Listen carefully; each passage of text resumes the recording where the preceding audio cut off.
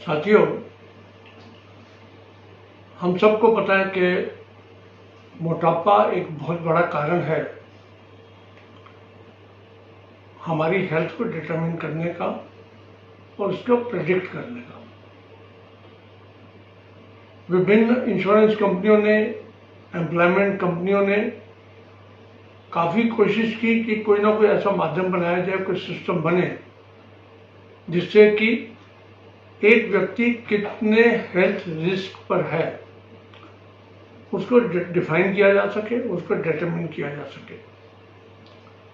क्योंकि उनको मालूम है कि इंश्योरेंस कंपनियों को पता है कि अगर एक व्यक्ति बहुत ज़्यादा मोटा है तो उसका हेल्थ रिस्क ज़्यादा है, उसको हार्ट अटैक की, उसको डायबिटीज़ की, ब्लड प्रेशर की, कैंसर की और ट्रॉमा की और अर्ली डेथ के चांसेस आम व्यक्ति से कई गुना ज़्यादा होते हैं। उसी प्रकार से एक एम्प्लॉयमेंट देने वाली कंपनी भी देखती है कि उसका जो नया ज्वाइनी है उसकी हेल्थ इंडिकेटर्स क्या है। तो आज हम उनके ऊपर बात करेंगे और वो केवल इंश्योरेंस कंपनी और एम्प्लॉयमेंट पे वो नहीं करता, लागू नहीं होता, वो हमारी दिनचर्या पे भी लागू करता है। हम लोगों को रूटीन के अंदर भी अपने आप को क्वांटिफाई करना कि मैं कितना हेल्थ रिस्क पे हूँ, डॉक्टरों के लिए भी आवश्यकता है और आम जनता के लिए भी जरूरत है।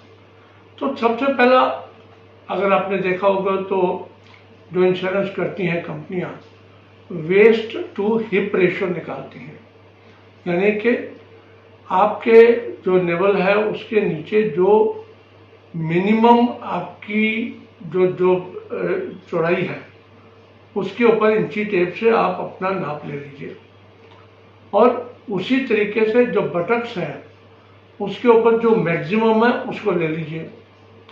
तो पुरुषों में अगर ये रेशियो 1:1 है तो ये एक अपर लिमिट है नॉर्मल की, और महिलाओं में अगर ये 1:0.9 है तो वो हेल्दी माना जाएगा, उनका रिस्क फैक्टर कम है एज कम्पेयर टू अगर ये डिरेंज हो जाता है। तो ये जो WHO है ये एक डिटर्मिनेंट है हमारे पता करने का, लेकिन ये केवल वेस्ट और हिप की बात कर रहा है। ओवरऑल बॉडी में कहीं और फैट ज़्यादा है या ओवरऑल बॉडी के अंदर अगर आपका मसल्स कम है और फैट की क्वांटिटी ज़्यादा बन जाती है तो उस केसेस में ये डिटरमिन नहीं कर पाता। उसके लिए एक फार्मूला और कई कंपनियों का निकाला हुआ है जो इंटरनेशनली रिकॉग्नाइज्ड भी है, BMI, body mass index. BMI जो है वो आज की तारीख में सभी इंश्योरेंस कंपनियां और वो भी उसको लेती हैं। इसका फॉर्मूला क्या है? इसका फॉर्मूला है कि जो weight in kilograms divided by your height square, यानी kg divided by metre square, यानी कि आपको अपना वजन लिखना किलोग्राम में और उसको डिवाइड करना है आपके मीटर्स जितने आपकी हाइट है 1.3, 4, 5, 6 व्हाटएवर, उसको मल्टीप्लाई करके उससे उस पर डिवाइड करना है। इसका एक सिंपल उन्होंने एक सिस्टम बना दिया कि अगर आपका BMI 18 से 25 है तब आप नॉर्मल या हेल्दी माने जाते हो, 25 से 30 है तो आप ओवरवेट माने जाते हो, और 30 से ज़्यादा है तो आप ओबीस माने जाते हो। ओबीस का मतलब आप मोटे लोगों की श्रेणी में आते हो, और 35 से ज़्यादा है तो मॉर्बिडली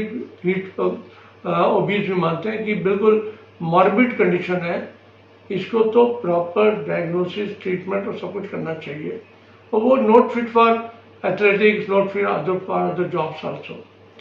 तो ये BMI का फॉर्मूला जो है ये आम लोग इस वक्त ज़्यादा लागू करते हैं।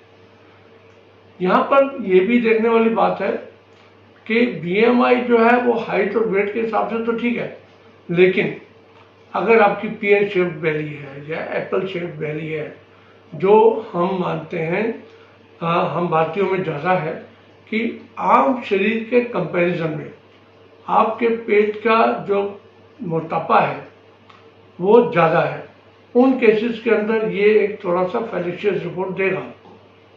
तो इसलिए कहीं ना कहीं आज हमें लगता है कि हमें दोनों चीज़ों को नापना चाहिए, वेस्ट टू हिप रेशो और उसके साथ साथ आपका BMI, अपने आप को डिटरमिन करने के लिए कि आपका हेल्थ इंडेक्स जो है, आपका रिस्क फैक्टर कितना कम है और कितना ज़्यादा है।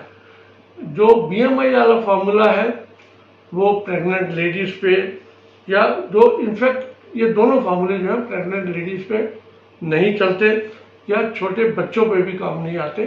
छोटे बच्चों में भी कैलकुलेशन में डिफरेंट हो जाता है, या बहुत सीनियर सिटीजन हैं उनके ऊपर भी कई बार ये फार्मूला काम नहीं करता, या जो एथलीट्स हैं या जो बिल्कुल सारा दिन मेहनत करने वाले और एक्सरसाइज करने वाले बॉडी बिल्डर्स हैं, उनके ऊपर ये फार्मूला काम नहीं करेगा। तो आज हमने ये प्राप्त किया, ज्ञान लिया कि अपना हेल्थ रिस्क जांचने के लिए ये दो फार्मूले हैं, और जो वो दो फार्मूले हैं वो विभिन्न कंपनियां, इंश्योरेंस कंपनियां और हेल्थ सेक्टर के लोग भी अपनाते हैं। तो हमारा ध्येय होना चाहिए कि हम अपना BMI 25 से कम रखें और वेस्ट टू हिप रेशो पुरुष लोग 1:1 और महिलाएं 1:0.9 से आगे ना बढ़ने दें। इसके लिए हमें कार्यरत होना पड़ेगा, अपने आप को स्वस्थ रखना पड़ेगा।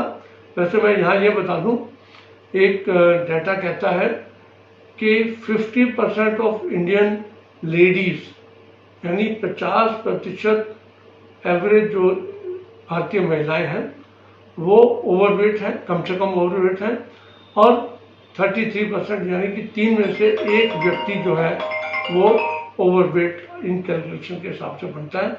वही आप देखेंगे। जो पेट की ओबेसिटी है वो सबसे बुरी ओबेसिटी मानी गई है।